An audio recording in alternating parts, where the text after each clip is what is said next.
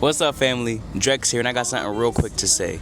So the Bible says in Psalm 46 and 10 to be still and know that He is God. We often quote that in storms and times where it's hard to see God in the situation, and we often just say, just be still and know that He is God. And while that is true, God spoke to me in another way concerning this verse. Anytime we find ourselves rushing God, rushing His presence, rushing His answer, and I do this a lot of times, and one thing, God really had to sit me down.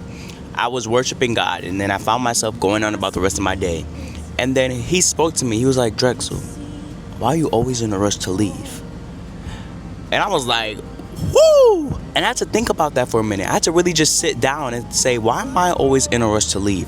Why am I always in a rush to go on about my day? Why am I always in a rush to leave His presence? Because in His presence there's fullness of joy, and there's pleasures forevermore at His right hand.